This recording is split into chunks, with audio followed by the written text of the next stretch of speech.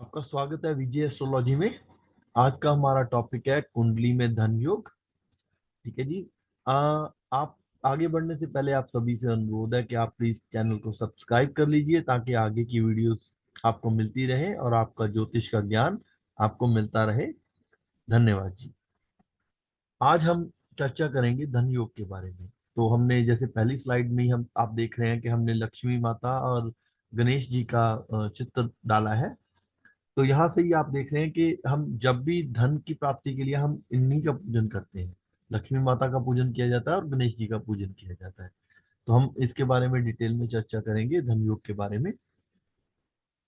अभी देखिए, तो सबसे पहले तो लोग अपनी कुंडली में धन योग क्यों ढूंढते हैं। देखिए, धन योग क्या है, आज की जिंदगी में धन के बिना कोई गुजारा नहीं है। ठीक है जी। सब लोग आपके अपने भी आपके साथ तभी हैं अगर आपके पास धन है।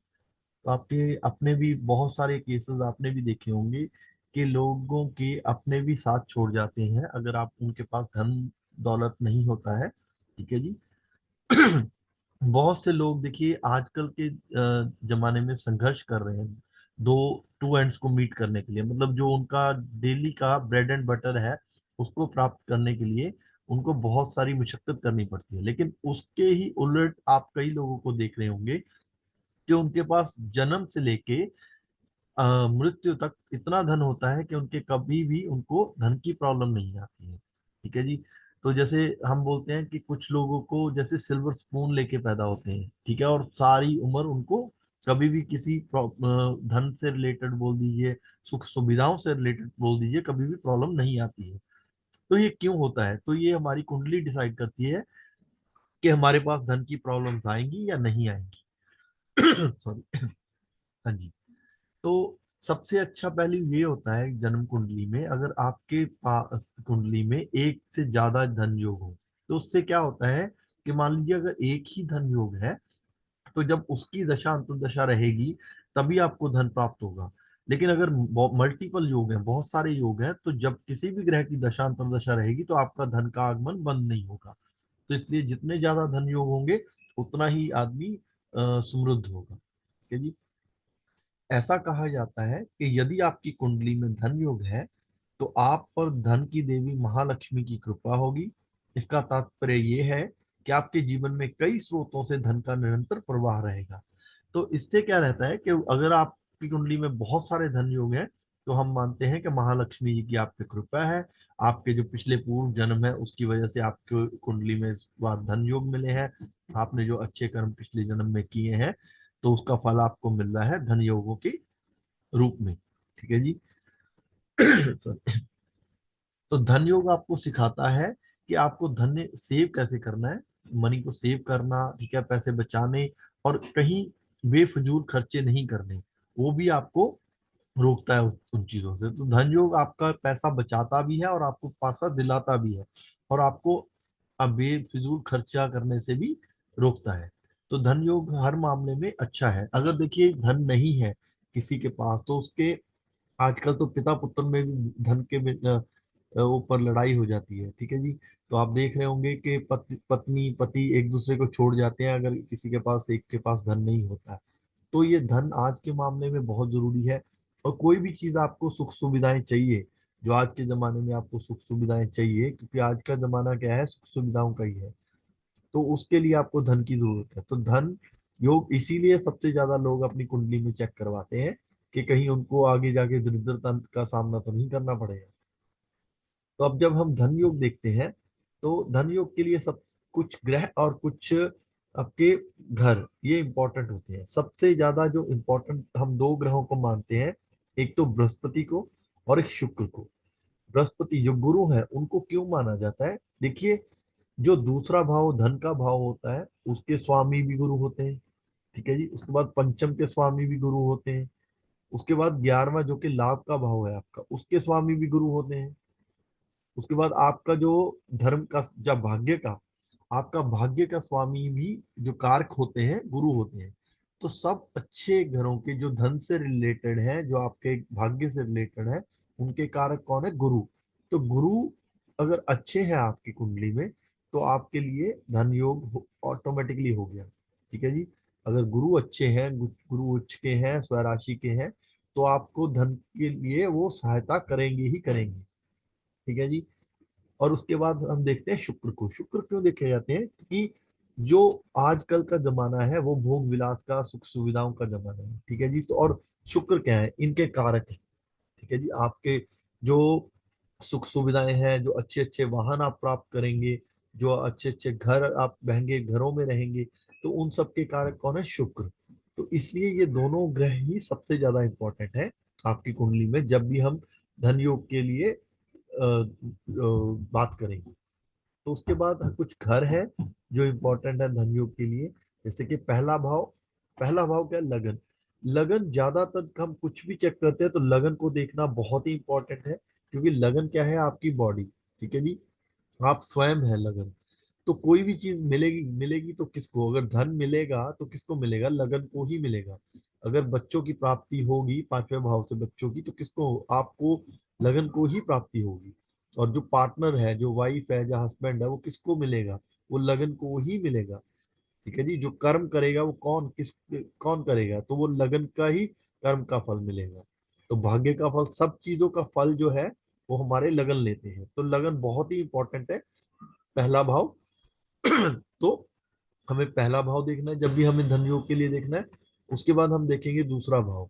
दूसरा भाव तो हमारा होता ही धन है। ठीक है ना, क्योंकि जो आपका बैंक बैलेंस है, ठीक है जी, जो आपका धन का भाव है, वो आपका दूसरा भाव होता है। तो दूसरे भाव को देखना सबसे ज्यादा इंपॉर्टेंट आता है। ठीक है जी। जब भी आप धन योग के लिए देखेंगे। उसके बाद आते हैं पंचम भाव। पंचम भाव में क्या है? धन में आपका जो फॉर्चून है, जो आपकी किस्मत है धन में, जा ये जो घर है, ये लॉटरी, सट्टा बाजार, ठीक है ना, जो आप शेयर मार्केट का भी है। तो इसलिए यहाँ से भी हमें देखा जाता है कि धन में, जैसे कि अगर ये घर खराब है तो आप जातक को बोल सकते हैं कि आप सट्टा बाजार में या लॉटरी में पैसा नहीं डालिए। तो इसलिए ये घर को भी देखा जाता है। ये पंचम भाव है। जैसे पहले से काउंट करेंगे एंटी क्लॉकवाइज, हम दोबारा बता रहे हैं क्यों पंचम है ये। पहला, दूसरा, तीसरा, चौथा और पांचवा, इसलिए ये पंचम भाव हो गया। उसके बाद हम देखते हैं नवम भाव को।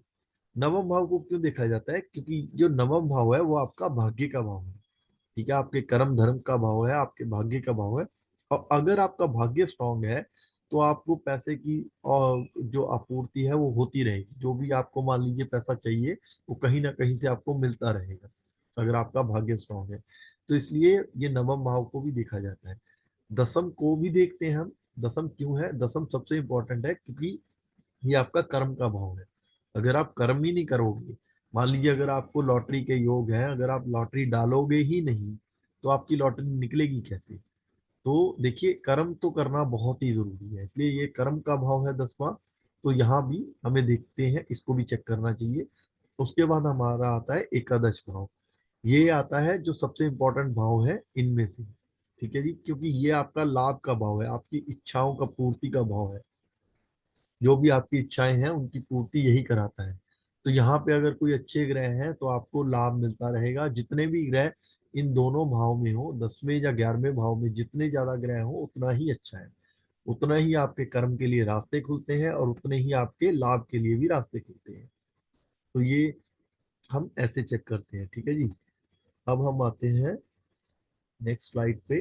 तो जब हम धन और धन की बात करते हैं तो सबसे पहले हम क्या देखते हैं? धन और लाभ भाव के स्वामी अगर शक्तिशाली होते हैं तो बहुत अधिक धन प्रदान करते हैं। इसका मतलब क्या है? इसका मतलब है, देखिए, अगर धन भाव क्या हुआ? धन भाव आपका दूसरा भाव, अगर इसके स्वामी, तो इसके स्वामी और जो आपके लाभ भाव के स्वामी हैं, जो आपका एकादश 11वां भाव है, तो इन दोनों के स्वामी अगर स्ट्रांग है आपकी कुंडली में, तो आपको धन की प्राप्ति होगी और बहुत अच्छी होगी। ठीक है जी। जैसे यही एक कुंडली है, आप देखिए इस कुंडली में जो धन के स्वामी है, यहाँ पे मैंने आपके लिए एक चार्ट डाल दिया है। जिन लोगों को मतलब ये नहीं मालूम है कि कौन सी, यहाँ पे जो देखिए आप देख रहे हैं नंबर लिखे हैं 1 2 3 4, तो ये भाव नहीं है, ये घरों के नंबर नहीं है, ये राशियों के नंबर है। ठीक है जी। जैसे 1 नंबर राशि हो गई मेष, तो मेष के स्वामी कौन हुए, तो उसके लिए मैंने ये आपको चार्ट दे दिया है इजी याद रखने के लिए। जिनको नहीं भी याद है तो ये आप चार्ट देख सकते हैं। मेष के स्वामी कौन है, मंगल। ठीक है जी। मेष और वृश्चिक इनके स्वामी मंगल होते हैं। मिथुन और कन्या इनके स्वामी बुध होते हैं। धनु और मीन के स्वामी गुरु होते हैं। वृश्चिक और तुला के स्वामी शुक्र होते हैं। और मकर और कुंभ के स्वामी शनि होते हैं। और ऐसे ही सिंह के स्वामी सूर्य होते हैं। और कर्क के स्वामी जो है वो चंद्रमा होते हैं। तो यहाँ देखिए, यहाँ दूसरे भाव में क्या लिखा हुआ है, एक नंबर लिखा हुआ, एक के स्वामी मंगल। अब मंगल कहाँ गए, मंगल गए लाभ भाव में। देख रहे हैं मंगल कहाँ गए, लाभ भाव में। तो यहाँ पे क्या लिखा हुआ है, 10। 10, 10 मतलब मकर, मकर राशि हुई। मकर राशि के स्वामी कौन हुए, शनि। शनि कहाँ बैठे हैं, स्वय राशि के 11वें भाव में। यहाँ पे क्या हुआ है, आप अगर देखेंगे तो यहाँ पे द्वितीय जो दूसरे भाव के लॉर्ड है और जो 11वें भाव के लॉर्ड है उनकी युति हुई है। ये सबसे ही अच्छा धन योग है। ये जो आप कुंडली देख रहे हैं, ये दुनिया के टॉप 5 लोग जो रिचेस्ट लोग हैं उनमें से एक की कुंडली है। ठीक है जी, आप कमेंट करके बताइएगा प्लीज कि किन की कुंडली है ये। ठीक है, मैं आपको कुंडली नाम नहीं बताऊंगा। ये इन कुंडली में देखिए धन योग हमें क्लियर कट क्लियर दिख रहा है क्योंकि जो दूसरे भाव के स्वामी है वो अच्छे भाव में गए हैं, लाभ भाव में गए हैं, 11वें भाव में गए हैं। और जो 11वें भाव के स्वामी है वो स्वराशि के हुए हैं। तो ये इनको बहुत ही अच्छा धन योग बन रहा है। जब लग्नेश या द्वितेश युति करते हैं, मतलब इसमें क्या है, लग्नेश क्या है, जैसे पहले भाव के स्वामी दूसरे भाव के स्वामी अगर युति करें, अगर एक साथ कहीं भी किसी भी भाव में बैठे तब भी वो धन योग होता है। ठीक है, यहाँ पे देखिए 12 नंबर लिखा है, तो 12 नंबर क्या हुआ आपका, मीन राशि हुई, उसके स्वामी कौन हुए, गुरु। तो गुरु और अगर मंगल की युति भी हुई होती, जो कि इस कुंडली में नहीं है, बट अगर वो युति भी हुई होती तो वो भी एक धन योग है। अब हम आगे बढ़ते हैं। जब द्वितीय का स्वामी 11वें भाव में या 11वें भाव का स्वामी दूसरे भाव में हो तो जातक धनवान होता है। ये देखिए यहाँ पे ये भी रूल लागू हो रहा है कि द्वितीय के स्वामी 11वें भाव में गए हैं, धन भाव के स्वामी लाभ भाव में गए हैं। तो या फिर उल्टा हो, लाभ भाव के स्वामी धन भाव में जाए तब भी ये जातक को धन योग होता है। यदि लग्नेश दशम भाव में स्थित हो तो जातक अपने माता पिता से अधिक धनवान होता है। यदि लग्नेश, लग्नेश यहाँ पे लग्नेश लगन में ही स्थित है तो वो स्वराशि के हुए हैं, वो आपका हंस महापुरुष राजयोग बना रहे हैं। वो एक डिफरेंट टॉपिक है, हमने एक राजयोग के ऊपर पूरी कंप्लीट वीडियो बनाई है, वो आप देख सकते हैं कि ये जो अपनी स्वराशि के गुरु हुए हैं उनके क्या एडवांटेज है, क्या वो कौन सा राजयोग बना रहे हैं, उसकी पूरी कंप्लीट डिटेल हमने उस दूसरे वीडियो में दी है। तो यहाँ पे अगर हम सिर्फ यही चर्चा करेंगे, ये देखिए ये दसम के स्वामी भी हुए और लगन के स्वामी भी हुए। जो गुरु है वो दसम के और लगन के स्वामी हुए और लगन में बैठ गए। अच्छे भाव के स्वामी है, केंद्र के स्वामी है और केंद्र में ही बैठ गए, और जब त्रिकोण में बोल दीजिए आप, क्योंकि पहला तीसरा और जो नवा भाव है ये त्रिकोण में भी आते हैं। तो ये तीनों धन भाव के लिए भी देखे जाते हैं, धन के लिए भी देखे जाते हैं, पहला, पांचवा और जो नवा है। अब देखिए यहाँ पे जो है केंद्र, केंद्र के स्वामी त्रिकोण में गए हैं। ठीक है, तो ये भी एक राजयोग है। तो यहाँ पे भी ये जो जातक है अपने पिता से और अपनी माता से, इन दोनों से इन्होंने बहुत ही ज्यादा धन कमाया है। इतना धन कमाया है कि ये मतलब कोई सोच भी नहीं सकता, इतना धन कमाया है इन्होंने। ठीक है, ये जातक है। तो यहाँ से भी हमें दिख रहा है क्योंकि इनके दशमेश जो है लगन में गए और स्वराशि के हो गए, तो वो बहुत ही ज्यादा बलवान है, उन्होंने इनको बहुत ही ज्यादा धन दिया। यदि दूसरे, अगला सूत्र है, यदि दूसरे और नवे भाव के स्वामियों का परस्पर आदान प्रदान होता है तो व्यक्ति के धनी होने की संभावना सबसे अधिक होती है।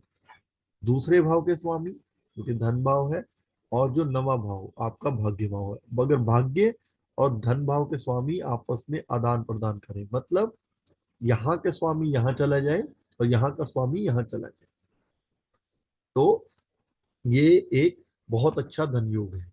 ठीक है जी। अब हम चलते हैं नेक्स्ट स्लाइड पे, तो हम आगे के जो योग है उनकी चर्चा करेंगे।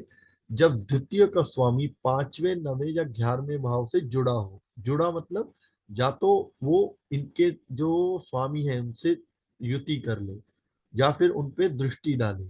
ठीक है जी। तो ये जुड़ने का भाव हुआ कि वो किसी ना किसी हिसाब से या तो दृष्टि संबंध हो, या उनका अपना राशि परिवर्तन हो, या फिर वो एक दूसरे के भाव में बैठे हो। जैसे कि यहाँ पे हम देख रहे हैं दूसरे भाव के स्वामी 11वें भाव में गए। ठीक है जी, द्वितीय भाव के स्वामी 11वें भाव में गए। तो ये जो आपका सूत्र है वो भी इस कुंडली पे एक्टिवेट है, लग रहा है। जब पांचवें घर के स्वामी 9वें या 11वें भाव के स्वामी हो और उसके संबंधित घरों से जुड़ा होता है। पांचवें घर का क्या है, जो आपका सट्टे का, जो आपका लॉटरी का घर है, इसका स्वामी अगर 9वें भाव आपके भाग्य से जुड़ा हो या लाभ भाव से। क्योंकि यहाँ से देखिए, यहाँ से ये अपनी सप्तम दृष्टि से यहाँ पे देखेगा। कोई भी ग्रह यहाँ बैठेगा, कोई भी ग्रह होगा यहाँ पे, तो वो सप्तम से यहाँ पे 11वें भाव पे देखेगा। और सेम 11वें भाव का में कोई ग्रह बैठा है तो वो यहाँ पे अपनी सातवीं दृष्टि से देखेगा। जैसे कि मंगल और शनि यहाँ बैठे हैं, तो उन दोनों की सातवीं दृष्टि इनके पंचम भाव पे है। तो यहाँ पे बोला जा रहा है कि पंचम घर का स्वामी अगर 9वें और 11वें भाव के स्वामी के साथ कोई रिलेशन बनाता है तब भी वो धन योग होता है। ठीक है जी। अब हम आते हैं नेक्स्ट पे। यदि सूर्य पंचम भाव में हो, गुरु, चंद्र और मंगल एकादश भाव में हो। सूर्य यहाँ बैठे हो पंचम भाव में, और जो गुरु, चंद्र और मंगल है वो इस भाव में, तीनों ग्रह इस भाव में हो, तब एक बहुत ही अच्छा धन योग होता है। और ये एक दूसरे पे परस्पर दृष्टि भी डाल रहे हैं। ठीक है जी। तो ये एक बहुत अच्छा धन योग हो जाता है। यदि चंद्रमा पंचम भाव में कर्क राशि में हो और 11वें भाव का स्वामी शनि 11वें भाव में हो। देखिए 11वें भाव का स्वामी शनि यहाँ पे 11वें भाव में ही है, स्वराशि का हुआ है। तो ये तो एक धन योग अपने आप में, एक धन योग यही बन गया। इस कुंडली में देख रहे हैं आप कितने धन योग मिल रहे हैं। जब मंगल पंचम भाव में हो और शुक्र 11वें भाव में स्वराशि में हो।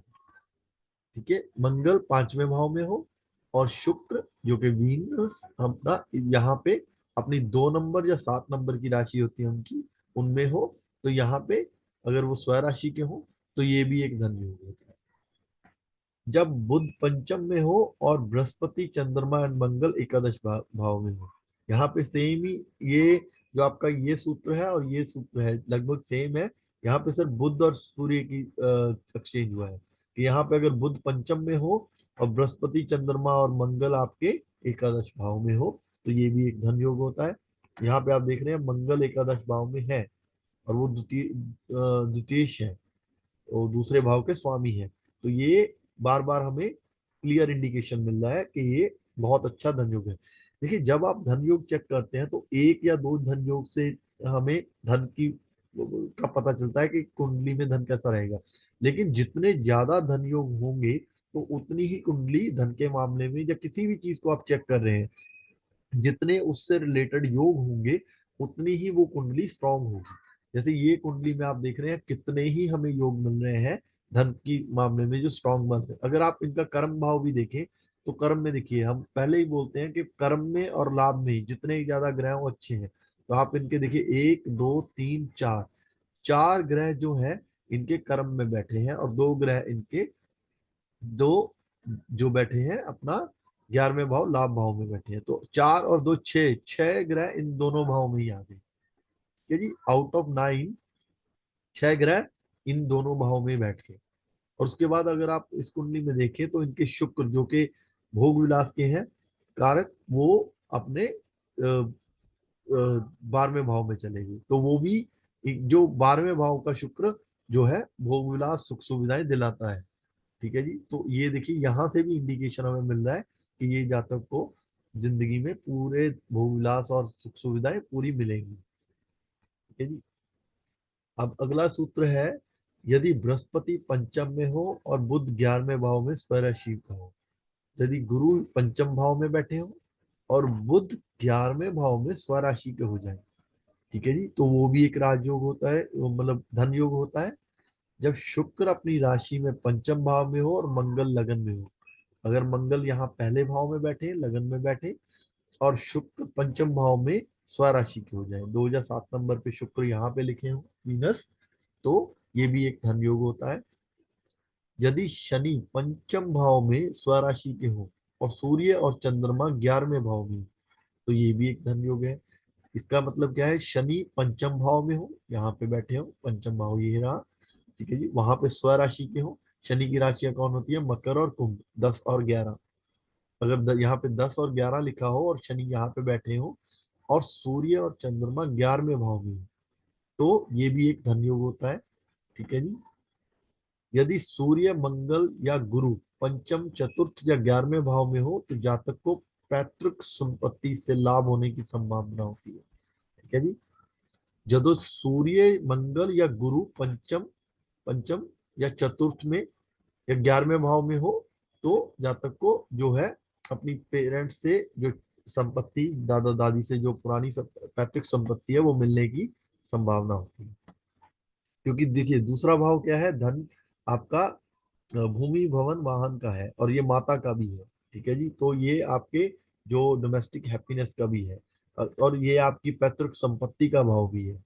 तो अगर यहाँ पे जो अच्छे ग्रह बैठेंगे और आपको अच्छी कंडीशन में होंगे, वो उच्च के होंगे, स्वराशि के होंगे, तो वो आपको पैतृक संपत्ति से लाभ दिलाएंगे। ये आपका सूत्र ऐसे बनता है। यदि मंगल या शनि सप्तम भाव में हो और केतु को छोड़कर कोई भी ग्रह 11वें भाव में हो, यदि मंगल या शनि आपके सप्तम भाव में हो, ठीक है जी, ये सप्तम भाव हुआ, तो यहाँ पे और केतु को छोड़कर कोई भी ग्रह 11वें भाव में हो, तो या तक आपका बिजनेस से, जॉब से बहुत अच्छा धन कमाएगा, ठीक है जी। अब देखिए केतु अगर 11वें भाव में है तो जातक विदेश से पैसा कमाता है। ये मैंने एक नॉर्मल जातक की कुंडली ली है। जो ऊपर वाली कुंडली है उसमें देखिए आपने बहुत सारे धन योग मिले। ये दुनिया के टॉप 5 में से एक आदमी है जिनकी ये कुंडली ली गई है। और यहाँ से हमें क्लियर पता चल रहा है कि हमें कितने ही धन योग अच्छे मिल रहे हैं और कितना ही इनका कर्म भाव स्ट्रांग है। इनके एक तरह के काम नहीं है, इनकी कई कंपनीज है, तो बहुत ही इनका काम जो है, इन्होंने कई जगह से पैसा बनाया है, जो कि हमें यहाँ पे दिख रहा है, ठीक है जी। यहाँ पे सूर्य भी बैठे हैं, वो अपने मित्र की राशि में बैठे हैं। और यहाँ पे वैसे भी दिग्बल होते हैं सूर्य। यहाँ का सूर्य आपके बहुत अच्छे लिंक्स, आपके सरकार में, आपके बहुत हाई अथॉरिटीज में आपके अच्छे लिंक बनाता है, आपको बहुत ऊंची पदवी पे लेके जाता है, ठीक है ना, आपको अथॉरिटिव पावर्स देता है, तो जो कि इनके पास सब है, ठीक है जी। और ये एक नॉर्मल जातक की कुंडली है जो नीचे आप देख रहे हैं। यहाँ पे देखिए केतु इनके कहाँ है, केतु इनके एकादश लाभ भाव में है। तो ये जातक ने बाहर से फॉरेन से पैसा बनाया है, ठीक है जी। तो इनकी जो कमाई है, अच्छी खासी कमाई है, वो फॉरेन से रही है। उसके बाद धनेश, अगर धनेश या लाभेश दूसरे भाव के स्वामी या 11वें भाव के स्वामी अगर छठे में जाएं, 8वें में जाएं या 12वें में जाएं, तो ये थोड़ा प्रॉब्लम हो सकता है। तो ये जो इनको धन की हानि हो सकती है, ये हमें देखना पड़ेगा। देखिए वो उसके लिए पूरी कुंडली का विश्लेषण करना पड़ता है, क्योंकि अगर दूसरे में जाए तो ये कौन किसका भाव है, रोग ऋण शत्रु का। तो मतलब जातक क्या है, ऋण लेगा। तो ऋण तो आजकल सबके ऊपर है, ठीक है जी। तो आप घर लेते हैं तो आपके ऊपर ऋण है, ठीक है जी, क्योंकि घर इतने कॉस्ट के आते हैं, तो आप बैंक से जो है लोन लेते हैं। तो जो बड़े बड़े बिजनेसेस हैं, आप देखिए सबके ऊपर लोन है, ठीक है जी। सब लोन लेके ही अपना बिजनेस स्टार्ट करते हैं, और बिजनेस अपना पैसा कोई नहीं डालता, वो जो है वो बैंक से पैसा लोन पे लेते हैं और अपने बिजनेस में डालते हैं। तो ऋण तो रहेगा, लेकिन ऋण वो आप चुका पाएंगे या नहीं, उसके लिए आपकी पूरी इंडिविजुअल कुंडली की विश्लेषण करना पड़ेगा। उसी से पता चलेगा कि आपकी कुंडली कितनी स्ट्रांग है, कितनी नहीं। जैसे ये कुंडली में हमें क्लियर कट दिख रहा है कि जो है सब हमें अच्छा दिख रहा है धन के मामले में। अगर हम अभी धन की चर्चा कर रहे हैं तो सिर्फ हम धन की बात ही करेंगे, बाकी चीजों की नहीं। तो आगे हम आते हैं। तो अगर आपके जीवन में धन की समस्या है, ठीक है जी, तो हम आपको कुछ इजी उपाय बता रहे हैं जो आप कर सकते हैं, जिनसे आपको हेल्प मिलेगी। तो अगर कोई भी बुरा योग आपकी कुंडली में है, जैसे आपका धनेश है या लाभेश है, वो 6 8 12 में गया है, या वो पीड़ित है, नीच का है, ठीक है, उस कंडीशन में क्या है, तो आपको पहले तो उस ग्रह को जप कराना चाहिए, ठीक है जी। फिर आपको उस ग्रह का दान भी देना चाहिए। तो वो आपकी कुंडली विश्लेषण करके ही पता चलेगा कि आपकी कुंडली के अकॉर्डिंग क्या आपके लिए सही है। तो आपको गरीब लोगों की हेल्प करनी चाहिए, उनको पैसे दान में देना चाहिए। तो वो भी आपको धन की समस्या के लिए हेल्प करेगा। आपको तुलसी के पौधे के सामने घी का दिया जलाना चाहिए, वो भी आपको हेल्प करेगा।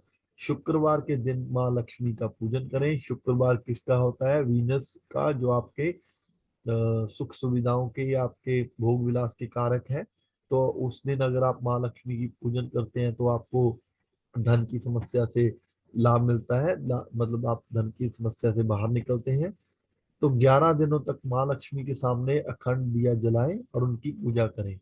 तो ये भी आपको, जैसे हम क्या है, दीपावली के दिन हम धन की माता जो है, लक्ष्मी माता की पूजा करते हैं, तो वैसे ही वो इसीलिए किया जाता है कि हमें धन की प्रॉब्लम ना रहे।